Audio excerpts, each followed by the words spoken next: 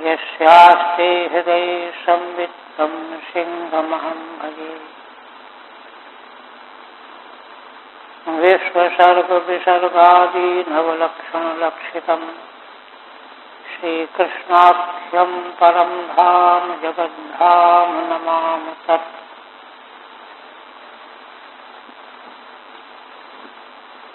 श्रीमद्भागवत के चतुर्थ स्कंध के 29वें अध्याय में पुरंजनोपाख्यान के तात्पर्य का निरूपण पूर्ण हुआ। महाराज प्राचीन बरही के द्वारा जो अवान्तर 2 प्रश्न किए गए थे उनका भी सम्यक समाधान हो गया और इस आख्यान के माध्यम से अध्यात्म विद्या का जो प्रकाशन किया गया है उसको महाराज प्राचीन आत्मसात कर लिया और जैसे ही उधर श्री नारद जी विदा हुए उसी समय महाराज ने भी मंत्रियों को पुत्र को राज्य सिंहासन का आदेश दे करके वन के लिए प्रस्थान कर दिया। इस प्रकार से यह विद्या ऐसी है कि तत्क्षण मनुष्य मोक्ष को प्राप्त कर लेता है। तत्पर होना ही तो मुक्त होना है, तत्परता ही नहीं हो पाती। मनुष्य जान समझ करके उसी में डूबा पड़ा रहता है, ये बात बताई गई। और अंत में उपसंहार करते हुए मैत्रेय जी कहने लगे, एतदध्यात्मपारोक्ष्यं गीतं देवर्षिणा नभो यः श्रावयेत् यः शृणुयात् स लिंगेन विमुच्यते। मैत्रेय जी उपसंहार करते हुए कहते हैं कि यह अध्यात्म तत्व का परोक्ष निरूपण करने वाला प्रसंग है और यह देवर्षि नारद जी के द्वारा गान किया गया है। देखिए, कथन किया जाना तो होता है कि कहीं कोई बात पढ़ी उसका वर्णन कर दिया। गीत जो है असल में गायक के हृदय की ध्वनि होता है। जैसे पर्वत शिखर से कोई झरना निकलता है, स्वाभाविक रूप से झरने का प्रवाह निकलता है, वैसे ही देवर्षि नारद के हृदय का निकला हुआ यह झरना रूप गीत है। और क्योंकि देखिए, पूर्व में जहाँ आरंभ किया गया है इस आख्यान का, तो वहाँ नारद जी स्वयं आ गए। उधर प्रचेता तप के लिए चले गए और इधर नारद जी स्वयं आ गए। उन्होंने यह देखा कि यह राजा धर्मात्मा है, श्रीधर स्वामी ने संकेत किया है, और ये महाराज ध्रुव के वंश का राज्य है। इस वंश परंपरा में महाराज ध्रुव हुए, आगे चल करके महाराज पृथु हुए, उसके पूर्व में अंग हुए। उस वंश का ये वंश की परंपरा है। तो इस वंश की परंपरा वाले धर्मात्मा पुरुष को विशेष होना चाहिए। तो ये तो कर्मकांड में लगे हुए हैं, इसलिए इनको मार्गदर्शन करना चाहिए। ये इस प्रकार से अज्ञान के भंवर में पड़े रहने योग्य नहीं है। इसलिए आकर के स्वयं ही उनको पात्र समझा। अभी पिछले दिन बताया ना कि मन जो है पूर्व जन्म की योग्यता और कर्मों के संबंध को और भविष्य काल के संबंधों को बता देता है। तो देवर्षि नारद जी तो त्रिकालज्ञ हैं, जान गए कि थोड़ा इशारा करने से ही ये संसार के प्रपंच से निकल जाएंगे, इसलिए उनको उपदेश किया और वही हो गया। इसलिए देवर्षिणा गीतम अध्यात्म पारोक्षम, ये तो उसका फल भी हो गया।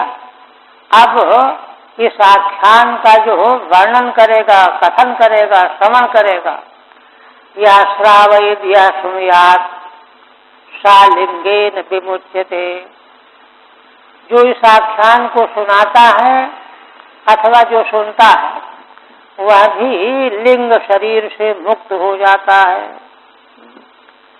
क्योंकि लिंग देह ही तो सारे उपद्रव का कारण बताया गया।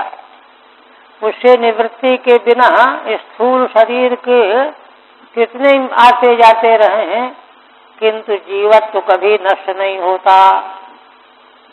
किंतु लिंग जब नष्ट होता है, इसको जीव कोष कहा गया है। कापलेयोपाख्यान में जीव कोष नाम दिया गया है। तो उससे मुक्त हो जाता है, ये इसका फल है। एतन मुकुंद यशसा भुवनम पुनानम देवर्षिवर्य मुख निश्चित महात्म शौचम यह कीर्तिमान अधिगच्छति पारमेष्ठ्यम नास्मिन् भवे भ्रमति मुक्त समस्त बंधा। इस आख्यान का महान फल अभी इतना कहने से तृप्ति नहीं हुई मैत्रेय जी को, इसलिए और कहने लगे। एतन मुकुंद यशसा भुवनम पुनानम, इस आख्यान में भगवान मुकुंद का यश गान किया गया है। मुकुंद यशसा उपेतम इदम आख्यानम एतत् आख्यानम, और उसका विशेषण है भुवनम पुनानम, सारे भुवनों को पवित्र करने वाला है। देवर्षिवर्य मुख निश्चित महात्म शौचम, देवर्षियों में श्रेष्ठ श्री नारद जी के मुख से निश्चित हुआ है। आत्म शौचम माने अंतःकरण को शुद्ध करने वाला है। यह कीर्तिमान मधिगच्छति पारमेष्ठ्यम, इस आख्यान का जिसमें भगवत यश का कीर्तन किया गया है, जो इसके रहस्य को जान लेता है, अधिगच्छति, इसका बोध प्राप्त करता है, तो पारमेष्ठ्यम अधिगच्छति नास्मिन् भवे भ्रमति मुक्त समस्त बंधा। दो प्रकार के फल। पारमेष्ठ्य पद सर्वोच्च पद है, भगवत धाम की प्राप्ति है, इससे बढ़कर के कोई पद नहीं है, उसको प्राप्त कर लेता है ना। नास्मिन् भवे भ्रमति, और इस संसार रूपी भाव में भ्रमण नहीं करता, मुक्त हो जाता है। मुक्त समस्त बंध, सब प्रकार के बंधों से मुक्त हो जाता है। टीका में 83 में टीका नहीं है। आत्म शौचम मन शोधकम, आत्म शौचम की व्याख्या है आत्मा माने मन, उसको शुद्ध करने वाला है। पारमेष्ठ्यम सर्वोत्कृष्ट फलदम, पारमेष्ठ्य पद सर्वोत्कृष्ट फल है, उसको देने वाला है। यह अंतिम में अध्यात्म पारोक्षमिदम मयाधिगतम अद्भुतम एवं स्त्रियाश्रम पुरुषिंदु अमूत्र च संशय। अंत में मैत्रेय जी कहते हैं कि देखो, यह अध्यात्म तत्व का उपदर्शक, परोक्ष रूप से उपदर्शक यह आख्यान मया अद्भुतम अधिगतम, यह आख्यान मैंने गुरु के अनुग्रह से अद्भुत आख्यान को अधिगत किया है, प्राप्त किया है, अध्ययन किया है। उनके द्वारा उपदेश किया गया है, उसको मैंने मनोयोग पूर्वक श्रवण किया है। गुरुपदिष्ट शास्त्र के सिद्धांत को मनोयोग पूर्वक श्रवण करने का नाम ही अधिगत करना है, और केवल कौतूहल वशात बाँचना ये अधिगत करना नहीं है। एवं स्त्रियाश्रम पुंसः छिन्नु अमूत्र च संशयः, इसका फल क्या है, परम फल क्या है, तो 2 सूत्र में बताते हैं। पुरुष का, जीवात्मा का बुद्धि रूपी स्त्री के साथ वाला जो आश्रम है, माने जो संसार की प्राप्ति है, संसार ही आश्रम है ना, वह छिन्न भिन्न हो जाता है। क्यों? क्योंकि इसमें यही तो रहस्य बताया गया है पुरंजनोपाख्यान में, कि वह पुरंजनी बुद्धि विषयनिष्ठ बुद्धि के चक्कर में पड़ करके फंस गया। जो इसको समझ लेगा वह फिर फंसना नहीं चाहेगा। और अमूत्र च संशय छिन्ना, अमूत्र माने परलोक में यहाँ जो कर्म किया जाता है उसका तो यही नाश हो जाता है, फिर उन कर्मों का फल परलोक में प्राणी कैसे भोगता है, इस रहस्य का भी अंत में समाधान किया गया है। तो परलोक में भोगे जाने वाले कर्मों के संबंध में जो संशय है वह भी उच्छिन्न हो जाएगा, और जो विषयनिष्ठ बुद्धि के साथ गृहस्थाश्रम के कारण संसार में संसरण करना है यह भी नष्ट हो जाता है। ठीक है। स्त्री बुद्धि, स्त्री शब्द से यहाँ बुद्धि का ग्रहण करना है। तत्सहित से आश्रमो अहंकार, बुद्धि के सहित जो जीवात्मा है उसका आश्रम क्या है, अहंकार। अहंकार को आश्रम क्यों कहा गया? आश्रम का अर्थ किया है आसमंतात श्रमः यत्र, जहाँ चारों ओर से श्रम ही श्रम हो, प्रातः से लेकर के रात तक दौड़ भाग में लगे रहो, ये लाओ वो लाओ, ये व्यवस्था करो वह व्यवस्था करो, ये आश्रम है। और यह क्या है? यह सारा अनुभव अहंकार को होता है, मुझे करना है, दूसरा क्या जाने कि क्या करना है मुझे, यही संताप लगा रहता है। अहंकार वह छिन्न भिन्न हो जाता है। पिछले दिन यही तो बताया कि अहंता ममता जो है यह शरीर रहे चाहे न रहे, किंतु स्थूल देह के प्रति अहंता ममता का नाश नहीं होता। और जब तक लिंग देह नहीं नष्ट हो जाएगा तब तक स्थूल देह रहे या न रहे अहंता ममता बनी ही रहती है। वही तो मुख्य जो है केंद्र है संसार का।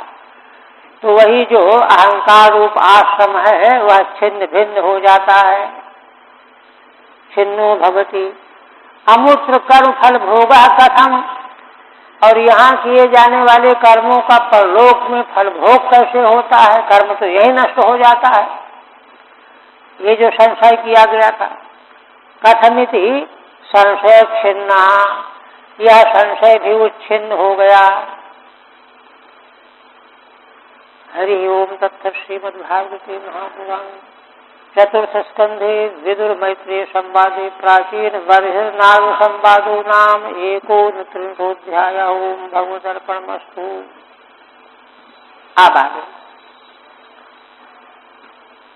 अब आगे 30वें अध्याय में श्रीधर स्वामी कह रहे हैं, प्रसंगात पंचभी प्रोक्तम व्रतम प्राचीन बर्हिषः।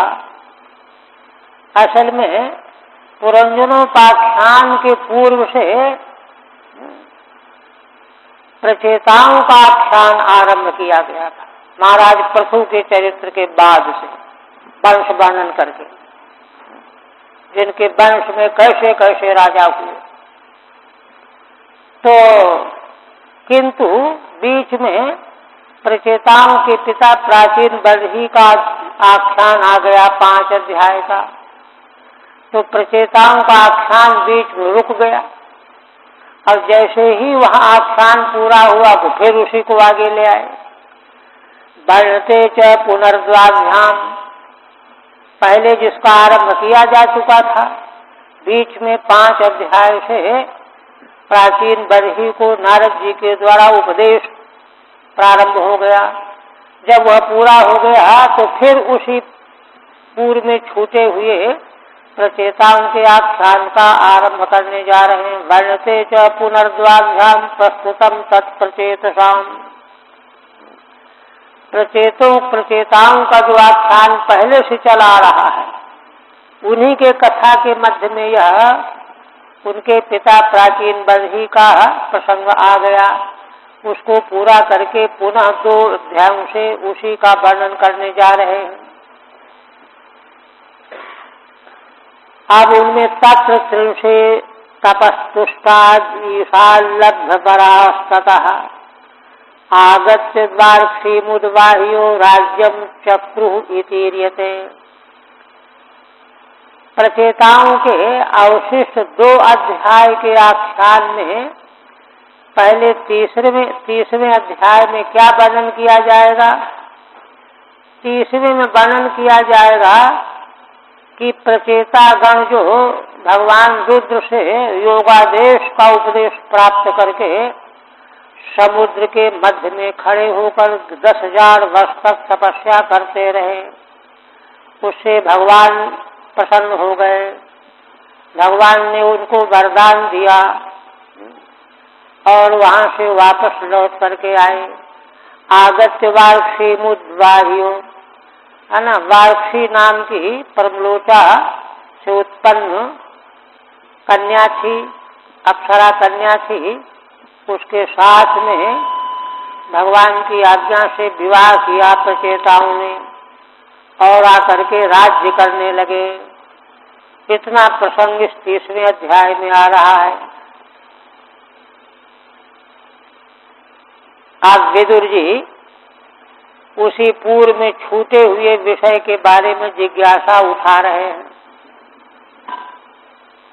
विदुर जी कहने लगे, ये त्वया भीता ब्रह्मन् सुधा प्राचीन बर्हिषः ते रुद्रगीतेन हरिम सिद्धिमापुः प्रतोष्य काम। विदुर जी मैत्रेय जी से प्रश्न करने लगे कि हे ब्रह्मन, आप ने जिन प्राचीन बर्ही के पुत्र 10 प्रचेता का, जिनका आपने पूर्व में उल्लेख किया था, आपने बताया था कि वे तपस्या करने के लिए जा रहे थे। समुद्र के तट पर भगवान शिव का दर्शन हुआ। उन्होंने अपने से अनुग्रह करके उनको उपदेश किया। तो जब वे उनका उपदेश पा करके तपस्या में लग गए तो उन्होंने भगवान को प्रसन्न करके कौन सी सिद्धि प्राप्त किया? ते रुद्र गीतेन हरिम प्रतोष्य, उस रुद्र गीत के द्वारा प्रचेताओं ने भगवान को प्रसन्न किया, यह तो है ही। और इसके बाद कौन सी सिद्धि प्राप्त की, ये प्रश्न किया। ठीक है, तत्र त्रिंशे तपस्तुष्टाद, ये तो हो गया ना। हरिम प्रतोष्य काम सिद्धि मापुः, प्रचेताओं ने भगवान को संतुष्ट करके रुद्र गीत के द्वारा फिर कौन सी सिद्धि प्राप्त की? किम बारहस्पत्ते परत्रवाथ कैवल्यनाथ प्रिय पार्श्ववर्तिना आसाद्य देवं गिरिशम यदृक्षया प्रापु परम नून बत प्रचेतसा। अब प्रश्न को और खोल रहे हैं। किम बारहस्पत्य, मैत्रेय जी के संबंध में विदुर जी बृहस्पति के शिष्य कह रहे हैं। बृहस्पति शिष्य बारहस्पत्य संबोधन है मैत्रेय जी के लिए। तो किसी विशेष विद्या के संबंध में मैत्रेय जी बृहस्पति के शिष्य थे। यूं तो शिष्य हैं ये पराशर जी के, व्यास जी के पिता के, किंतु बृहस्पति जी से भी उन्होंने विद्या विशेष प्राप्त करने के लिए उनको गुरु स्वीकार किया था। तो इसलिए हे प्रजापति के शिष्य, बृहस्पति के शिष्य, कैवल्यनाथ प्रिय पार्श्ववर्तिना। कैवल्यनाथ कौन? भगवान विष्णु। उनके प्रिय पार्श्ववर्ती कौन? भगवान शिव, है ना। तो भगवान विष्णु के प्रिय पार्श्ववर्ती शिव जी को देवम गिरिशम, है ना, प्राप्त।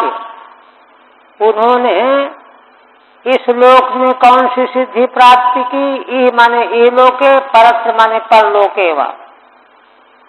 आसाद देवम गिरिशम यदृक्षया, और वे भगवान विष्णु के प्रिय पार्श्ववर्ती शिव जी यदृक्षया प्राप्त हो गए थे। वे तो तपस्या के लिए जा रहे थे, रास्ते में ही भगवान शिव का उनको दर्शन हो गया।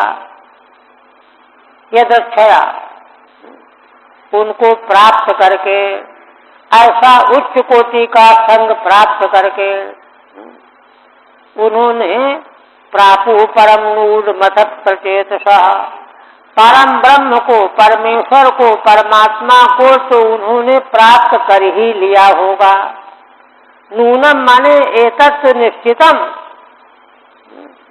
यह तो निश्चित है कि यदक्षया भगवान के प्रिय पार्श्ववर्ती भगवान शिव को प्राप्त करके उन्होंने परम मोक्ष तो प्राप्त कर ही लिया होगा।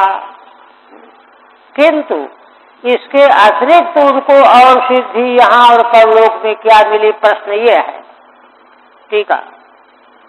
हे बारहस्पत्य,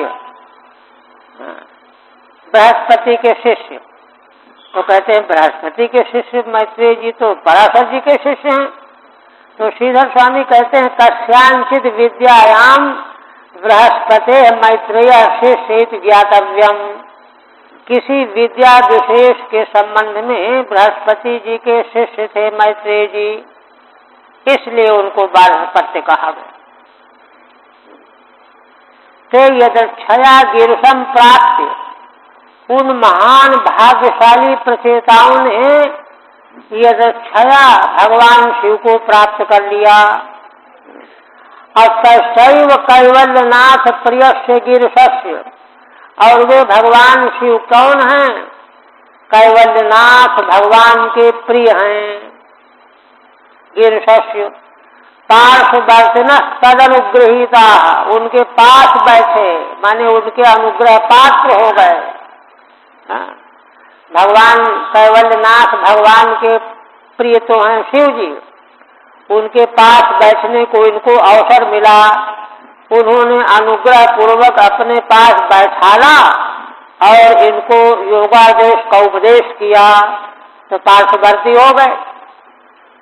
ऐसे ये प्रचेता गण तदनुग्रहीता, पार्श्ववर्ती का मतलब भगवान शिव के द्वारा अनुग्रहित हुए। अनुग्रहीता संता नूनम परम मोक्षम प्रापुरे, इसलिए उन्होंने परम मोक्ष को तो प्राप्त ही किया होगा। नूनम निश्चितम, ये तो निश्चित है। किंतु तथा पूर्वम, किंतु मोक्ष प्राप्ति के पूर्व भी उनको कुछ मिला। हाँ, यह अथवा परत्र, अथवा परलोक में उनको क्या मिला, किम प्रापुहु, आप इन बातों को बताइए। मैत्रेय जी उत्तर देने लगे, कहते हैं देखो, प्रचेतसोऽन्तरुदधौ पितुरादेशकारिणा जप यज्ञेन तपसा पुरंजनमतोषयन्। मैत्रेय जी कहने लगे कि हे विदुर जी, प्रचेता जो हैं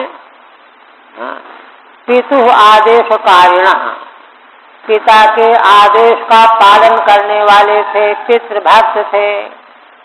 उनकी आज्ञा पा करके वे समुद्र के तट पर गए और उसके जलाशय के में अंदर जा करके जप यज्ञ के द्वारा तपस्या करते हुए भगवान को संतुष्ट किया। जप यज्ञ, यज्ञानाम जप यज्ञोस्मि, जप स्वयं में एक यज्ञ है, तो जप यज्ञ रूप तपस्या के द्वारा, दोनों में तृतीया है, जप यज्ञ ही तपस्या है ना। उस जप यज्ञ रूप तपस्या के द्वारा पुरंजनम श्रीहरिम, जीव मात्र के लिए शरीर की रचना करने वाले, पुरंजन का अर्थ तो जीव अर्थ किया गया था, यहाँ भगवान श्री हरि अर्थ है। पुरंजनम अतोषयन, भगवान श्री हरि को संतुष्ट कर लिया। रुद्र गीत जप रूपेण यज्ञेन,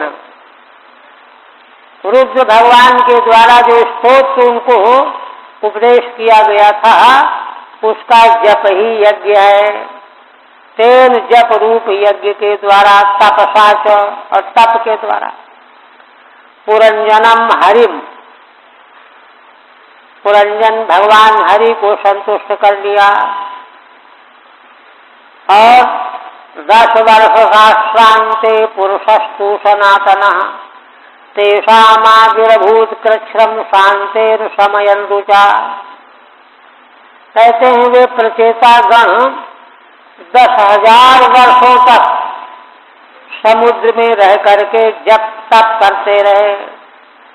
उसके अंत में है ना, सनातन पुरुष परमात्मा भगवान उनके बीच में प्रकट हो गए। तेषामाविर्भूत, प्रचेताओं के मध्य में प्रकट हो गए, है ना।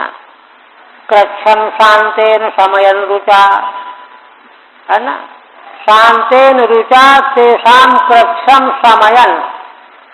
इतने दिनों तक तपस्या से जो उनको कृच्छ माने क्लेश हुआ था, श्रम हुआ था, उसको भगवान अपनी शांत रुचा के द्वारा, तेज के द्वारा शांत करते हुए प्रकट हुए। आशय क्या है कि भगवान का मंगलमय दर्शन मिलने से ही प्रचेताओं का वह तपस्या का परिश्रम ताप दूर हो गया, स्वस्थ हो गए। तेषाम कृच्छ्रम तपक्लेशम, प्रचेताओं को जो कठिन तपस्या का क्लेश हुआ था उसको रुचा कांत्या समयन, भगवान अपनी कांति से समन करते हुए शांतेन शुद्ध सत्वेन वपुषा आविर्भूता, शुद्ध सत्व के द्वारा, शुद्ध सत्वमय विग्रह के द्वारा प्रकट हो गए। भगवान के स्वरूप का वर्णन कर रहे हैं। सुपर्ण स्कंध मारूढ़ो मेरु श्रृंग मिवाम्बुदः पीतबासा मणिग्रीवः कुर्वन् बीतिमिरादिशः। भगवान का स्वरूप कैसा है? सुपर्ण माने गरुड़ के कंधे पर भगवान आरूढ़ हैं। गरुड़ के कंधे पर आरूढ़ भगवान की कैसी शोभा हो रही है, मानो मेरु के शिखर पर मेरु श्रृंग मिवाम्बुदः, मेरु के श्रृंग शिखर पर कोई बादल छा रहा है। भगवान का श्याम वर्ण का शरीर बादल के समान है। और गरुड़ जी सुमेरु शिखर के समान हैं। ईतबासा मणिग्रीवा, भगवान के मंगलमय विग्रह के वस्त्र पीत हैं। ग्रीवा में मणि शोभित हो रही है। पूर्वन्दित विराजता, और अपने तेज से सभी दिशाओं को अंधकार दूर कर रहे हैं। सुपर्ण स्कंध मारूढ़ा, टीका में सुपर्ण के स्कंध में भगवान आरूढ़ हैं इत्यादि नाम बर्हिष्मतः सुतान आहेत तृतीये नान्वयः। 8वें श्लोक में अन्वय होगा। 3रे श्लोक बर्हिष्मतः सुतान, प्राचीन बदही के पुत्रों से भगवान बोले। 3 श्लोकों में 3रे श्लोक में अन्वय। पहले स्वरूप का वर्णन कर रहे हैं। काशिष्मा कनक वर्ण विभूषणेन भ्राजत कपोल बदनो बिलसत् किरीटः अष्टायुधैरनुचरैर्मुनिभिः सुरेन्द्रैः आसेवितो गरुड़ किन्नर गीत कीर्तिः। काशिष्मा कनक वर्ण विभूषणेन, भगवान के मंगलमय विग्रह में अंग में तेजोमय चमकदार सोने के विभूषण सुशोभित हो रहे हैं। और उन आभूषणों के द्वारा भगवान के कपोल और बदन माने मुखारबिंदिये सुशोभित हो रहे हैं। राजत प्रकाशित हो रहे हैं। बिलसत् किरीटा, भगवान के शिरोभाग में किरीट विलसित हो रहा है। अष्टायुधै अनुचरै मुनिभिः सुरेन्द्रैः, भगवान 8 भुजाओं से युक्त है। भगवान के साथ में अनुचर पार्षद गण भी, मुनि लोग उनकी स्तुति करने वाले हैं, सुरेंद्र लोग भी हैं। आसेवितो गरुड़ किन्नर गीत कीर्ति, माने अनुचर मुनि सुरेंद्र ये सब भगवान को चारों ओर से घेरे हुए हैं, माने सेवा कर रहे हैं। ऐसे 8 भुजाओं से घिरे हुए हैं भगवान। और गरुड़ जी ही किन्नर है। यहाँ पर किन्नर जो यशोगान करते हैं ना, तो यहाँ भगवान का यशोगान करने वाले गरुड़ रूपी किन्नर, उनके पंखों से जो साम वेद की गीति प्रकट होती है, उस गीति के द्वारा भगवान का यश गाया जाता है। ऐसे भगवान गरुड़ किन्नर गीत कीर्ति ही। ठीक है। कनकमयेन कर्णवता विभूषणेन, स्वर्णमय कर्ण वाले विभूषणों के द्वारा भ्राजमानम कपोलम बदनम च यश, जिन भगवान का कपोल और मुखारबिंद प्रकाशित हो रहा है। अष्टभीरायुधै ही, 8 भुजाओं में 8 आयुध भगवान लिए हुए हैं। और गरुड़ एव किन्नरः तेन पक्षस्वनैः, गरुड़ ही किन्नर के तुल्य हैं। उनके पक्ष से जो ध्वनि निकलती है, उस ध्वनि के द्वारा मानो भगवान की कीर्ति का गायन किया जा रहा है। और भगवान कैसे हैं? पीनायताष्टभुज मंडल मध्य लक्ष्म्या स्पर्धश्रिया परिव्रतो वनमालयाद्यः बर्हिष्मतः पुरुष आह सुतान् प्रपन्नान् पर्जन्य नादरुतया सघृणावलोका। श्री मैत्रेय जी कहते हैं कि भगवान की पीन माने मोटी, आयत माने लंबी, मोटी और लंबी भगवान की 8 भुजाएं हैं। उन 8 भुजाओं का मंडल माने समुदाय, उसके मध्य में श्री लक्ष्मी जी भी वक्षस्थल में विराजमान रहती है ना। उन लक्ष्मी जी से स्पर्धा करने वाली मध्य लक्ष्म्या स्पर्धत श्रिया, मध्य में अष्टभुजाओं के मध्य में विराजमान वक्षस्थल में लक्ष्मी जी की शोभा से स्पर्धा करने वाली है ना। कौन? वनमाला, माने भगवान के गले में जो वनमाला पड़ी है उत्प्रेक्षा कर रहे हैं कि मानो भगवान के वक्षस्थल में विराजमान श्री लक्ष्मी जी की शोभा से वह स्पर्धा कर रही है। ये देखती हूँ, मैं भी देखती हूँ कि मेरी शोभा ज्यादा है कि इनकी ज्यादा है, ये उत्प्रेक्षा है। ऐसी वनमाला से भगवान घिरे हुए हैं। आद्य परमेश्वर, वे भगवान इस रूप में प्रकट होकर के बर्हिष्मत पुरुष आह सुतान प्रपन्नान, प्राचीन बर्ही के पुत्रों को, पुरुष आद्य पुरुष में अन्वय है, उनसे भगवान बोले जो भगवान के शरणापन्न है। प्रपन्नान, भगवान के शरणापन्न है। प्राचीन बर्ही के पुत्र प्रचेतागण अपने शरणापन्न उनके पुत्रों के प्रति भगवान बोले, कहते हैं पर्जन्य नाद रुतया सघनावलोका। भगवान जब प्राचीन प्रचेताओं से कहने जा रहे हैं तो भगवान के कहने की महिमा बता रहे हैं। कहते हैं कि है ना, पर्जन्य के नाद के समान भगवान की वाणी है, मेघ गंभीर वाचा। और है ना, बोलते समय भगवान का अवलोकन कैसा, सघनावलोका, बड़े करुणा पूर्वक भगवान उनकी ओर देख भी रहे हैं। प्रचेताओं की ओर बड़ी करुणा पूर्ण दृष्टि से देख रहे हैं और गंभीर मेघ के समान गंभीर नाद वाली वाणी से कहने लगे, बोल रहे हैं। ठीक है। पीनाश्चते आयता अष्टौ भुजा, मोटी और लंबी भगवान की जो 8 भुजाएं हैं। तेषाम मंडलम, उन 8 भुजाओं का मंडल माने समूह। तन मध्य स्थितया लक्ष्म्या, उन्हीं भुजाओं के मध्य में श्री लक्ष्मी जी विराजमान है वक्षस्थल में।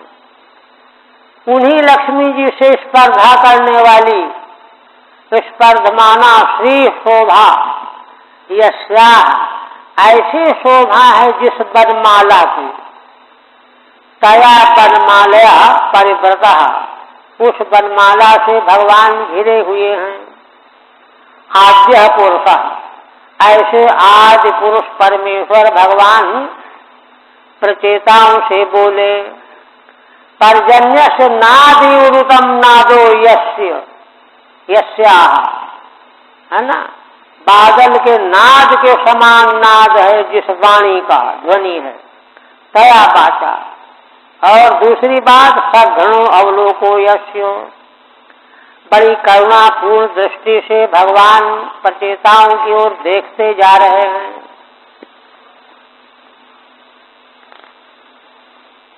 श्री भगवान वास, अब भगवान कृपा पूर्वक प्रचेताओं को क्या कह रहे हैं देखिए। बरम वणिध्वम भद्रम वो यूयम में नृपनंदना, सौहार्देना पृथक धर्मास्तुष्टो हम सौहृदे नवः। श्री भगवान कहते हैं कि हे नृपनंदना, राजकुमारों,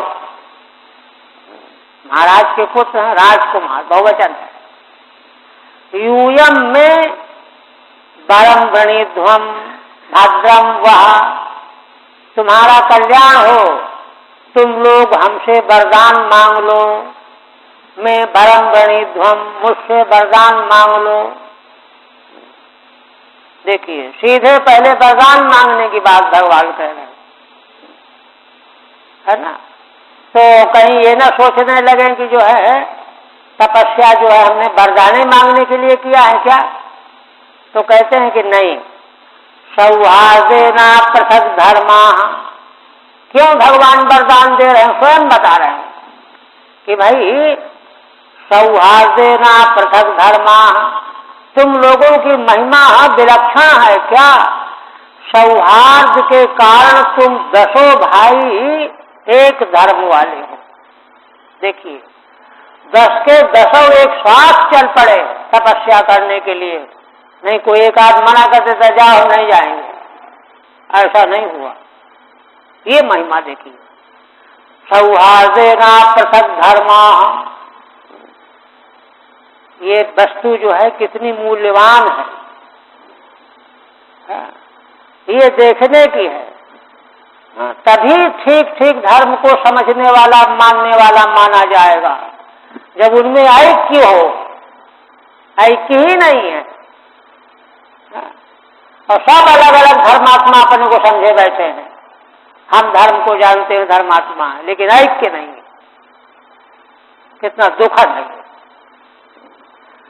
सौहार्देना पृथक धर्मा, सबका धर्म एक, सौहार्द होने से। तुष्टो हम सौहृदेन वह, तुम लोगों के इस प्रकार के सौहार्द से हम बहुत संतुष्ट हैं। देखिए भगवान क्या चाहते हैं कि जीव आपस में मिल के रहें, ये चाहते हैं भगवान। कितना अच्छा लगता है, स्वयं उल्लेख कर रहे हैं उसका। लेकिन अभागा मनुष्य जो है लड़ाई झगड़ा इसी में लगा हुआ है। अब भगवान की बात कर रहा। ठीक है, यूयम में मत्तो व्रणीध्वम, तुम लोग मुझसे वरदान मांगो। सौहार्देन हेतुना अपृथक धर्मो ये शाम, तुम 10 भाई सौहार्द के कारण अपृथक धर्म वाले हो। तेषाम, उन्हीं के लिए संबोधन है। यूयम में नृपनंदना, वह परस्परम सौहृदेन तुष्टो हम, तुम लोगों में जो परस्पर सौहार्द बना हुआ है उससे मैं बहुत प्रसन्न हुआ हूं। भगवान क्या चाहते हैं, सारी भागवत में जो है ढूंढ ढूंढ के निकाला जाए तो कहीं कोई विकार रह ही न जाए सारे समाज में, लेकिन नहीं, उसकी उपेक्षा हो रही। फिर कहते हैं योनुस्मरति संध्यायाम युष्मान अनुदिनम नर। देखिए भगवान को जो बड़ी करुणा आई तो उसका कारण यही है, इसलिए करुणा होती। योनुस्मरति संध्यायाम युष्मान अनुदिनम नर। भगवान कहते हैं जो मनुष्य नित्य प्रति संध्या काल में तुम लोगों का स्मरण करेगा कि प्रचेतागण ऐसे थे, तस्य भ्रातृ स्वात्म साम्यम, उस मनुष्य के भाइयों में आत्मसाम्य बन जाएगा। तथा भूतेषु सौहृदम, और दूसरे प्राणियों के प्रति सौहार्द आ जाएगा। यही तो दुर्लभ है आजकल। भूतेषु सौहृदम च भविष्यति, इसीलिए भगवान ने तीसरे स्कंद में कहा ना कि जो चाहे जितनी भारी पूजा मेरी विधि विधान पूर्वक करे, लेकिन दूसरे जीवों से जो द्वेष करता है, उनका तिरस्कार करता है, मैं कभी उससे संतुष्ट नहीं हो सकता। ये तो माम रुद्र गीतेनो सायं प्रातः समाहिता स्तुवन्ति हम कामबरान दास्ये प्रज्ञाम च शोभनाम। पुनः भगवान कहते हैं कि देखो जो लोग रुद्र गीत के द्वारा जिससे तुमने हमारी स्तुति की है, सायंकाल प्रातः काल समाहित होकर के मेरी स्तुति करेगा। स्तुवन्ति हम कामबरान, है ना, दास्ये प्रज्ञाम च शोभनाम, तो मैं उन लोगों को जो चाहेंगे उन कामना वाले वरों को दे दूंगा। प्रज्ञाम च शोभनाम, और एक दूसरी चीज शोभनाम प्रज्ञाम च दास्य, उच्च कोटि की पवित्र बुद्धि दे दूंगा, प्रज्ञा दे दूंगा। हाँ, प्रज्ञा चले भले वो चाहता नहीं है, चाहता तो वरदान ही है, लेकिन भगवान अपने से दे देंगे, न चाहने पर। तेभ्यो दास्ये किन पुनर्युष्माभ्यमित शेषा। श्रीधर स्वामी कहते हैं कि जो इस स्तोत्र से मेरा प्रातः सायं स्मरण करेगा उसको मैं दे दूंगा, फिर तुम लोगों को देने में तो कोई बात ही नहीं है। तुम लोगों को देना तो बहुत ही आसान है, उनको भी देने को तैयार हूं मैं। यद्यूयम पितुरादेशम अग्रहीष्ट मुदान्विता अथवा उषति कीर्तिर्लोकान अनुभविष्यति। फिर कहते हैं कि देखो प्रचेताओ, राजकुमारों, जो तुमने पिता के आदेश को प्रसन्न होकर के स्वीकार किया, अग्रहीष्ट मुदान्विता, प्रसन्न होकर के कि हमको पिता की आज्ञा पालन करने का सौभाग्य मिल रहा है।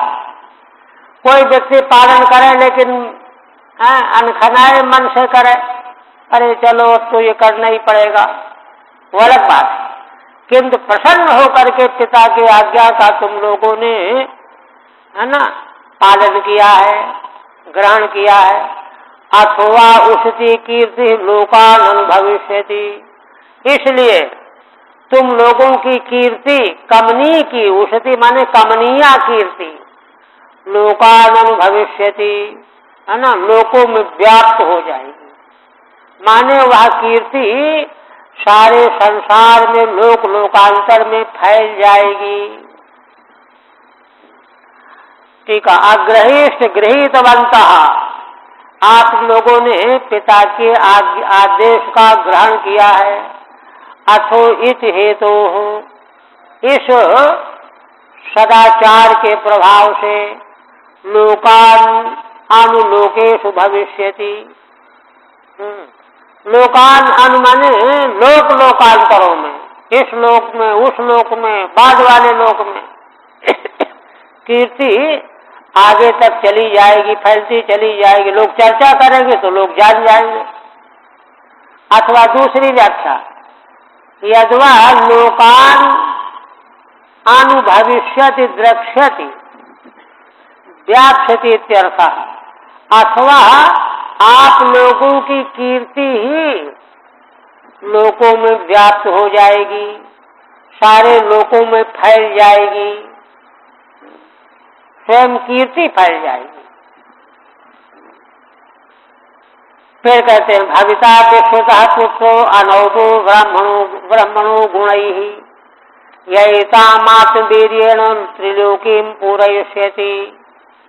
आप कहते हैं कि देखो पिता ने आज्ञा दिया था कि वंश चलाओ, वंश वृद्धि करो, ये उद्देश्य था ना, उसका पालन किया है तुमने। तो भगवान अपने से भविष्यवाणी कर रहे हैं कि जाओ, तुमको ब्रह्मणो गुणैः अनवमा पुत्रो भविता, तुम्हारे एक पुत्र ऐसा होगा जो ब्रह्मा के गुणों से अनवम होगा, कम नहीं होगा, ब्रह्मा के गुण जैसा ही गुण वाला होगा। अब विश्वतः माने प्रसिद्ध, और उसकी महिमा क्या होगी? यैता मातवीर्येण, वह अपने अंश के द्वारा, संतान के द्वारा त्रिलोकीं पूरयिष्यति, तीनों लोकों को पूर्ण कर देगा। इतनी संतान परंपरा उसकी फैल जाएगी कि तीनों लोकों में दक्ष हैं। ये दूसरे दक्ष हैं, प्राचेतः दक्ष नाम है इनका। तो वे प्राचेतः दक्ष गुणों में ब्रह्मा से कम नहीं होंगे, उनकी कीर्ति सर्वत्र फैल जाएगी और उन्हीं के द्वारा तीनों लोक में वंश परंपरा फैल जाएगी। आत्मनो वीर्येण संतानेन, उनकी संतान से तीनों लोग भर जाएंगे, है ना। किंतु अब पुत्र प्राप्ति के लिए पत्नी चाहिए। कंदोष्टम लोचना लब्धा कन्या कमल लोचना, ताम चाप विद्धाम जगृहुर्भूरुहा नृपनंदना। इसलिए भगवान कहते हैं कि देखो, कंदू नाम के ऋषि थे, उनका तप नष्ट करने के लिए इंद्र ने पुंगलोचा नाम की अप्सरा को भेजा था। तो कंडू ऋषि से पुंगलोचा नाम की अप्सरा ने एक कन्या, कमल के समान नेत्र वाली कन्या को जन्म दिया, किंतु जन्म दे करके ताम चाप विद्धाम जगृहु, उसको छोड़ करके चली गई स्वर्गलोक को।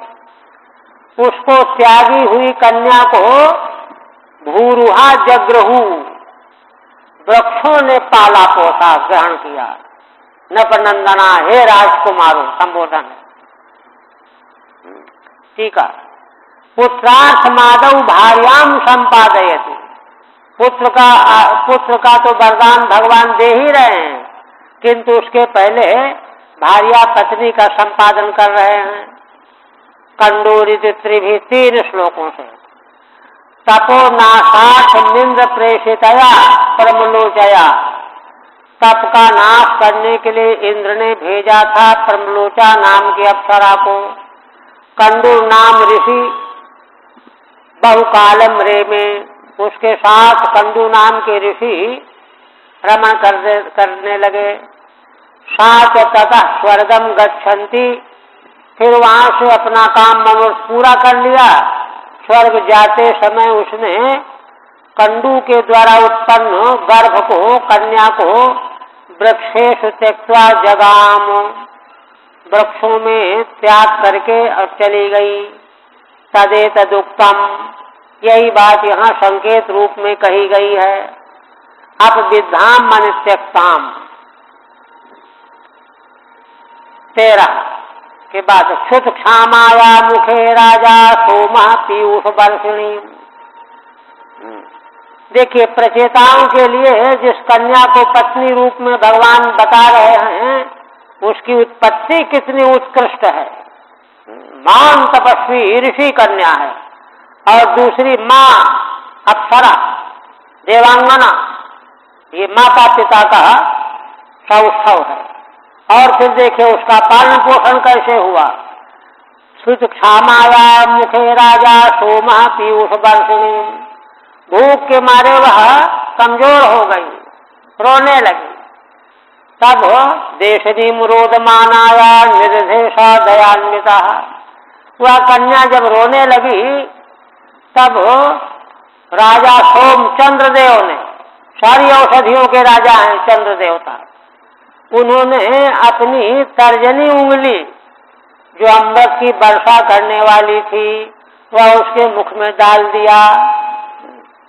निदधेशा दयान्विता, है ना, वो दूध समझ करके चूसने लगी उंगली को, और उनकी उंगली में अमृत होता ही है चंद्र देवता की उंगली में। यह सा प्रसिद्धो वनस्पति नाम राजा, वनस्पतियों के राजा प्रसिद्ध चंद्रदेव। सोमो अमृत श्रावणीम देशनीम तर्जनीम, अमृत को चूने वाली अपनी तर्जनी उंगली को रुदत्या तस्या मुखे निदधे, रो रही कन्या के मुख में डाल दिया, है ना।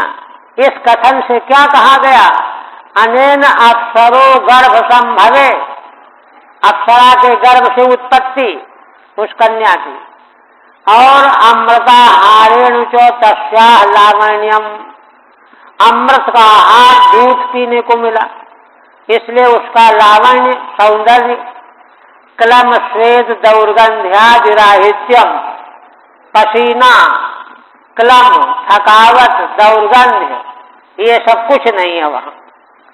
ये तो भौतिकी सृष्टि में ये सब विकार होते हैं, दिव्य सृष्टि में कुछ नहीं होता, ऐसी सृष्टि है दिव्य सृष्टि। फिर कहते हैं प्रजा विसर्ग आदिष्टा पिता मां अनुवर्तता, तत्र कन्याम्बरारोहाम तामुद्भद माचिरम। हे राजकुमारों, भगवान कहते हैं कि देखो, है, पिता के द्वारा तुमको आदेश दिया गया था, याद करो, किस लिए, प्रजा विसर्गे, प्रजा की उत्पत्ति करने के लिए तुमको आदेश मिला था। यद्यपि तुम्हारे पिता इस समय हमारा अनुवर्तन कर रहे हैं। तपस्या के लिए कपिल आश्रम चले गए ना, यद्यपि अब इस समय राज सिंहासन में नहीं, भगवान तो सर्वज्ञ हैं, जानते हैं, बता रहे हैं तत्र कन्याम्बरारोहाम, इसलिए तुम पुत्र उत्पन्न करने के लिए सुंदरी कन्या के साथ विवाह करो। ताम उद्भत माचिरम, उसी के साथ विवाह कर लो, देर न करो। ठीक है। माम अनुवर्तमानेन पित्रा नियुक्ता, तुम्हारे पिता हमारे भजन में लगे हुए हैं, उनके द्वारा तुमको प्रजा की उत्पत्ति के लिए नियुक्त किया गया है। नियुक्ता संतस्तक प्रजा विसर्गे निमित्ते ताम उद्बहत, इसलिए प्रजा की उत्पत्ति के निमित्त को लेकर के उसी कन्या के साथ तुम लोग विवाह करो। अब प्रश्न होता है कि अरे ये तो 10 भाई हैं, कन्या तो एक है। उस पर भगवान कहते हैं अपृथक धर्मशीला नाम सर्वेषां वास्तु मध्यमा, अपृथक धर्मशीलेयं भूयात् पत्न्यर्पिता सया।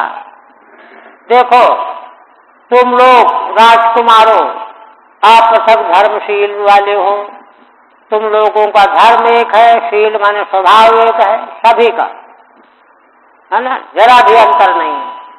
और इसलिए वह सुमध्यमा कन्या अपृथक धर्मशीलेयम, तुम लोगों के समान अपृथक धर्मशीला हो करके, यम भूयात् पत्न्यर्पिता सया, या तुम्हारी पत्नी होगी और अपना अंतःकरण तुमको अर्पित करने वाली होगी। यह है। ननु बहुनाम कथमेका भार्या स्यात्, बहुतों की एक पत्नी कैसे होगी, है ना। अपृथक धर्मशीलम ये शाम, 10 जो प्रचेता हैं उनका धर्म और शील अपृथक है। तेषाम वह पत्नी भूयात्, ऐसे तुम लोगों की वह पत्नी होवे। भगवान आज्ञा दे रहे हैं। अर्पितो भवत्सु आशयो यया, और उसने अपना अंतःकरण आप लोगों को अर्पण कर दिया है। धर्मशीलयो ऐक्यान मदवाक्याच्च, है ना। तो धर्मशील जहाँ जहाँ धर्म समान है, शील समान है, वहाँ ऐक्य है, वहाँ भेद नहीं है, बाहुल्य नहीं है।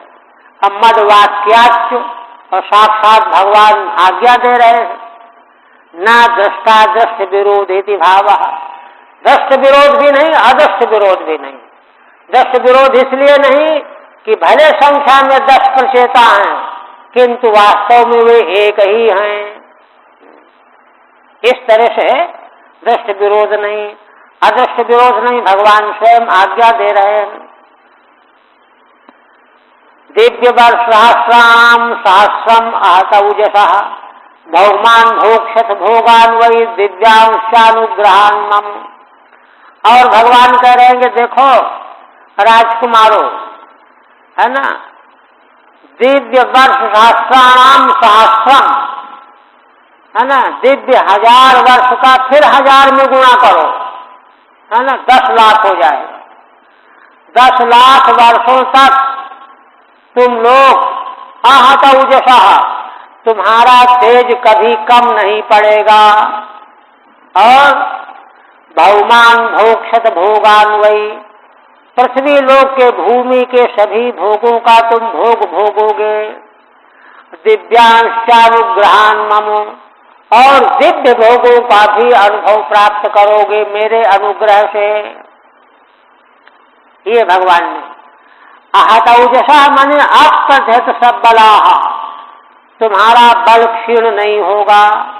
ऐसे हो करके, है ना, 10 लाख वर्षों तक दिव्य भोग और पृथ्वी के भोगों का अनुभव करोगे। अथ मन मय्यन पायिन्या भक्त्या पक्व गुणाशया, उपयास्यथ मद्धामु निर्विद्य निरयागतः। आप देखिए भगवान का लक्ष्य केवल भोग प्रदान करना नहीं है। भगवान का लक्ष्य जो है जीव का परम कल्याण, परमार्थ प्राप्त कराना है। तो इतना सब, क्योंकि देखिए विदुर जी ने पूछा था ना कि मोक्ष तो उनको मिलेगा ही मिलेगा, किंतु मोक्ष के पूर्व इस लोक में क्या मिला और परलोक में क्या सिद्धि मिली, तो वह क्या मिला वही बता रहे हैं कि भगवान ने उनको आशीर्वाद देकर कहा कि 10 लाख वर्षों तक, है ना, अक्षत बल और उत्साह युक्त होकर के तुमको भूमि और दिव्य लोगों के भोग प्राप्त होंगे। और अंतिम में बाद में आज के बाद अनंतर, देखिए एक रील खत्म हुई, फिर क्या, आत्मयन पाइन्या भक्त्या पप गुणाशया। भगवान कहते हैं कि देखो तुम्हारी भक्ति मुझ परमेश्वर में कैसी होगी, अनपायनी। लोगों की भक्ति 4 दिन चलती है फिर खत्म हो जाती है, मंद पड़ जाती है, किंतु प्रचेताओं की भक्ति भगवान में अनपायनी, कभी कम होवे नहीं, ये भक्ति है। आत्मयन पाइन्या भक्त्या तत्व गुणाशया, उसी भक्ति की महिमा से तुम्हारे गुणों वाला आशय पक जाएगा। आशय माने वासनाओं का आभास, आशय से वासना यत्र आशय अंतःकरणम, वही लिंग देह समझ लो, उसमें त्रिगुणात्मक है, उसी में वासनाएं भरी हुई हैं। तो भगवान की अनपायनी भक्ति करते करते वे वासनाएं सब पक जाएंगी। वासनाओं से ही तो जन्म होता है। और तब उपयास्यथ मद्धामो निर्विद्य निरया दता, हे राजकुमारों तब तुम लोग मेरे धाम को आ जाओगे।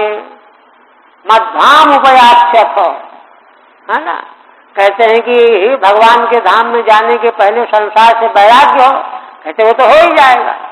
निर्विद्य निरया दता, देखिए भगवान क्या कह रहे हैं, कह रहे हैं कि आता निरयात निर्विद्य, माने लोक लोकांतर के जितने भी भोग हैं, चाहे दिव्य हो चाहे भौम हो, वे हैं सब नारकीय ही, नरक ही है। इसलिए भोग रूपी नरक से निर्विद्य माने तुमको वैराग्य हो जाएगा, बस बस हटाओ, कूद जाओ, और तब भक्ति की महिमा से मेरे धाम को चले आओगे, प्राप्त कर लोगे। ये है मोक्ष। ठीक है। तत्व गुण दग्ध कामा कामादि मलह, तत्व गुण का अर्थ क्या है, जिसके कामादि मल जल गए, पक गए, भूल गए, अब अंकुरित नहीं होने वाले, है ना। मलह आशयो ये शाम, ऐसे हो जाओगे तुम भक्ति की महिमा से। अतो लोकद्वय भोगान निरय प्राप्त्या प्रायान, इसलिए दोनों लोग, पृथ्वी लोक के भोग और स्वर्ग के भोग भी, इन भोगों को तुम लोग समझ जाओगे कि अरे ये तो नरक जैसे ही हैं। निरक प्रायान निर्विद्य मत स्थानम प्राप्त हो, इनसे वैराग्य होकर के मेरे धाम को प्राप्त करोगे। आप फिर एक प्रश्न खड़ा होता है कि अरे आपने तो 10 लाख वर्षों तक के लिए वरदान दिया है, अब इतने दिनों तक हम लोग संसार में डूबे रहेंगे तो आसक्त हो जाएंगे, वैराग्य कहाँ होगा, भक्ति कहाँ से रहेगी। उस पर देखिए क्या कहते हैं, गौर करने की बात है। माने संसार में जितने दिनों तक रहना हो, रहना पड़े ही, तो दृष्टि क्या होनी चाहिए, वह दृष्टि भगवान बता रहे हैं। कहते हैं गृहेषु आविष्टाम चापी पुरुषाम कुशल कर्मणाम मद वार्तायातयामानाम न बंधाए गृहामता। कहते हैं कि देखो हे राजकुमारों, तुम लोग डरो मत, है? जो लोग घरों में रह रहे हैं, आविश माने निवास कर रहे हैं, वहीं रह रहे हैं, सो रहे हैं, खा रहे हैं, पी रहे हैं, किंतु घरों में रहते हुए भी जिनके कुशल कर्म हैं, पवित्र कर्म हैं, जिनके निरंतर पवित्र मनसा वाचा कर्म पवित्र कर्म में लगे रहने वाले हैं, एक बात। दूसरी विशेषता क्या है?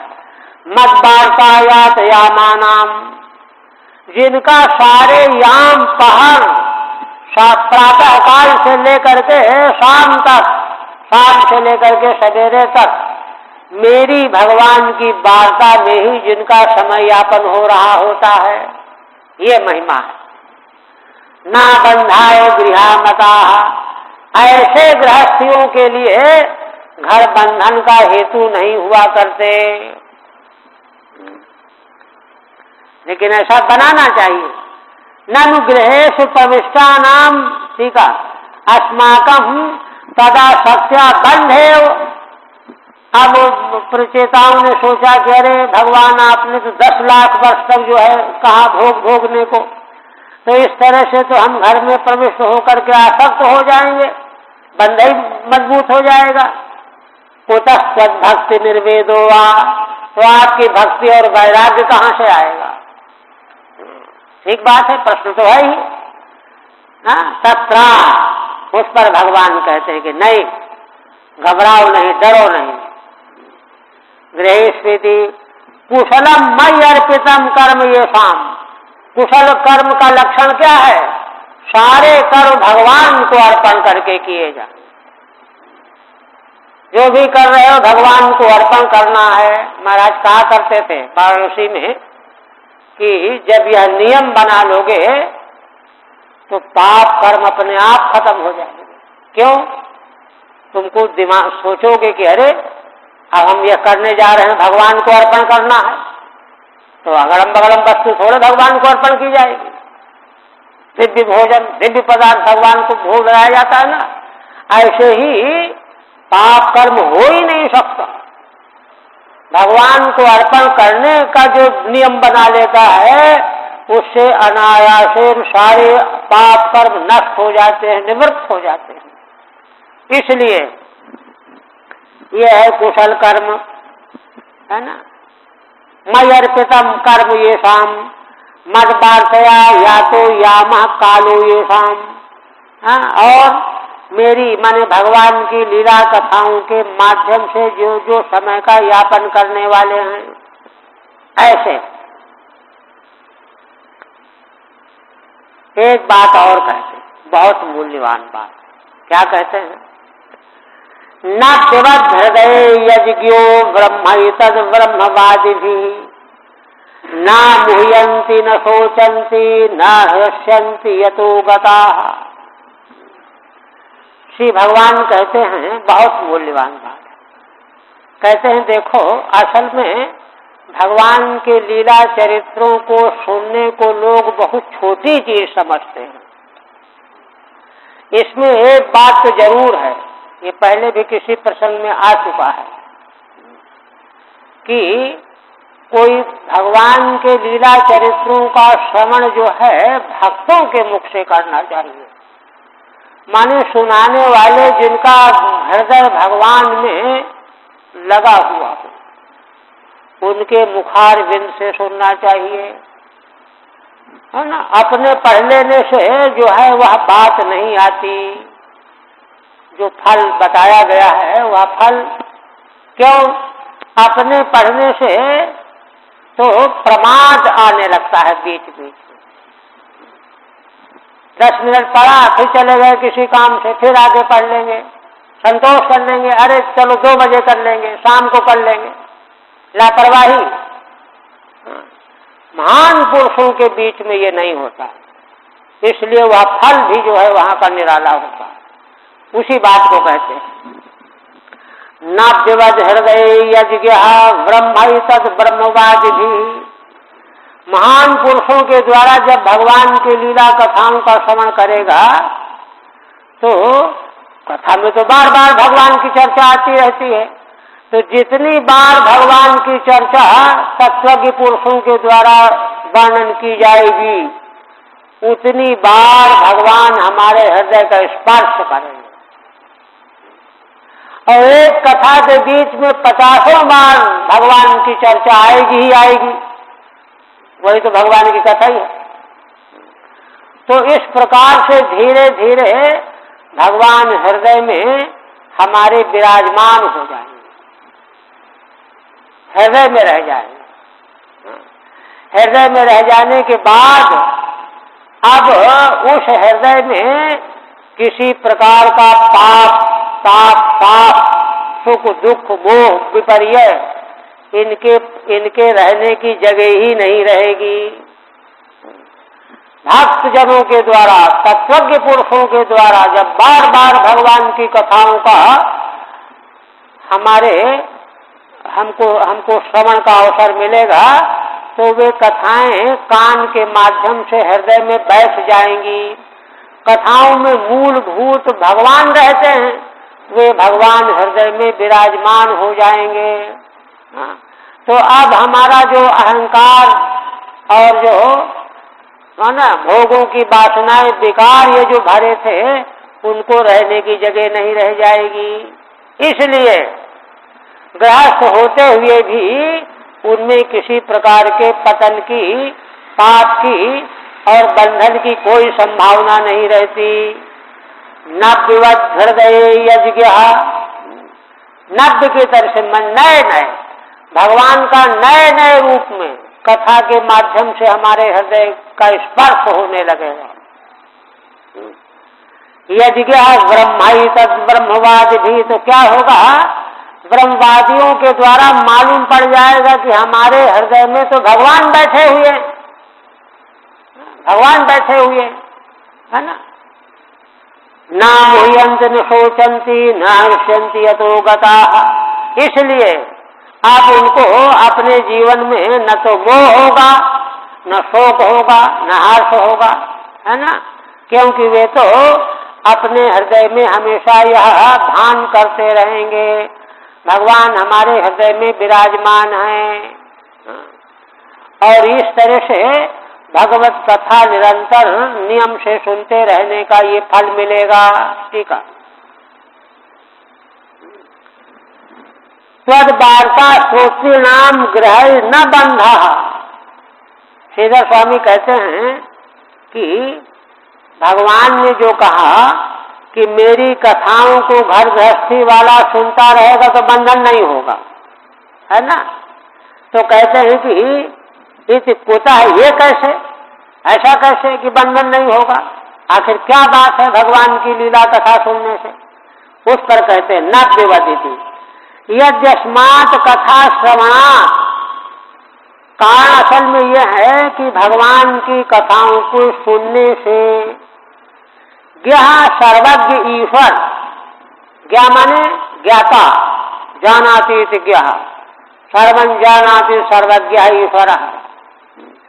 ब्रह्मवाद भी है ना, प्रवक्तृभिः निमित्त भूतैः श्रोतॄणाम, ब्रह्मवादी जो प्रवक्ता हैं वे तो बार बार बताएंगे कि भगवान सभी के हृदय में निवास करने वाले हैं, सर्वज्ञ भगवान हृदय में निवास करते हैं, तो हमारे हृदय में भी हैं, बस ठीक है।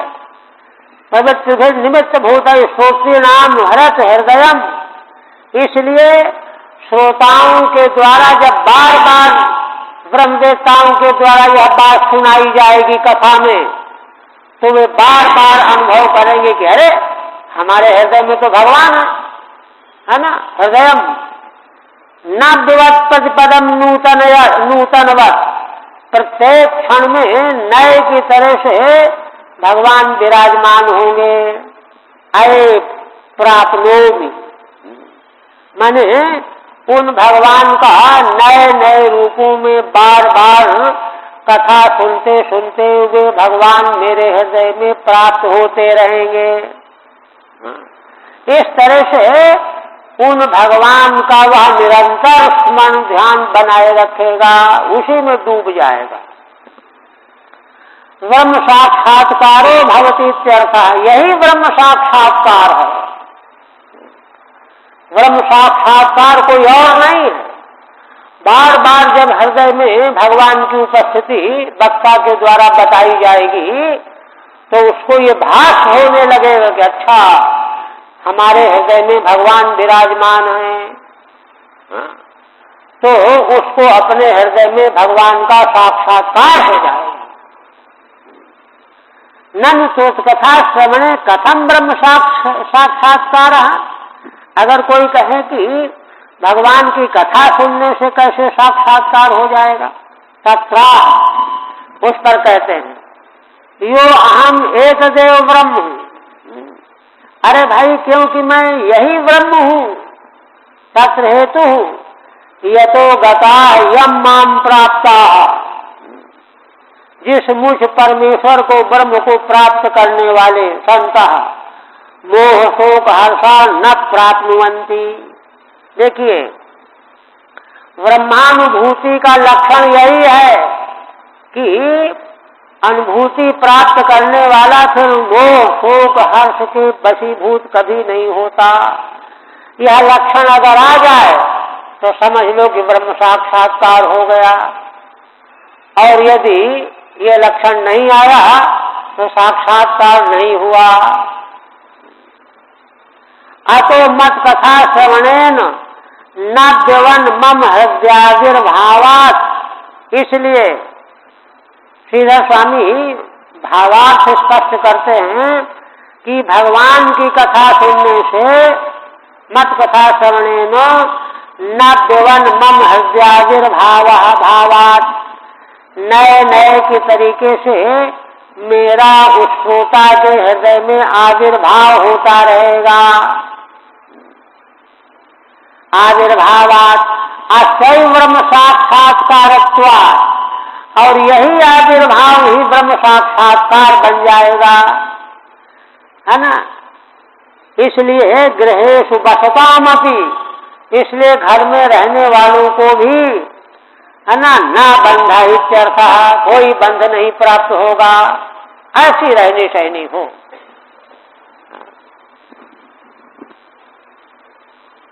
अब मैत्रेय जी कहते हैं, अभी है ना 5 टाइम तो हो रहा।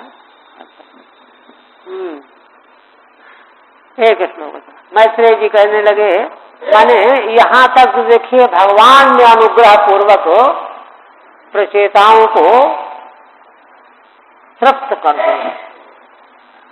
माने अपने अनुग्रह से उनको सराबोर कर दिया। अब मैत्रेय जी कहने लगे, एवं ब्रुवाणम पुरुषार्थ भाजनम जनार्दनम प्रांजलय प्रचेतसा तद्दर्शनध्वस्त तमो रजो मलाल विरागन गदगदया सुहृत्तमम्। मैत्रेय जी कहने लगे, एवं ब्रुवाणम पुरुषार्थ भाजनम। जो भगवान ऊपर की बात कहने वाले हैं वे कौन हैं? पुरुषार्थ भाजनम। पुरुषार्थ के परम परमार्थ के पात्र वे भगवान ही। माने भगवान का दर्शन प्राप्त हो जाए, उनका अनुग्रह प्राप्त हो जाए, उनका वचन सुनने को मिल जाए, तो यही पुरुषार्थ है। और क्या पुरुषार्थ है? पुरुषार्थ के भाजन, जो जनार्दन माने जो अपने भक्त के लिए, है ना, गदगद हो जाते। हाँ, जो अपने भक्तों के लिए कुछ भी करने को तैयार हो जाते हैं, ऐसे भगवान से प्रचेतसा प्रांजलय, प्रचेतागण हाथ जोड़ करके निवेदन करने लगे। कहते हैं कैसे हैं प्रचेता? तद्दर्शनध्वस्त तमो रजो मला। प्रचेतागण कैसे हैं? भगवान का दर्शन हो जाने से ही जिनके भीतर अंतःकरण के तमोगुणी रजोगुणी मल ध्वस्त हो गए हैं, कोई विकार नहीं रहा। गिरागणन गदगदया सुरतमम। गदगदया गिरा सुरतमम अग्रणन। गदगद वाणी के द्वारा सुरतम भगवान की स्तुति करने लगे। वर्णन करने लगे। प्रचेतसः ऊचुः, पूरी तो होगी नहीं, एक रहने दें, चलो कल करेंगे।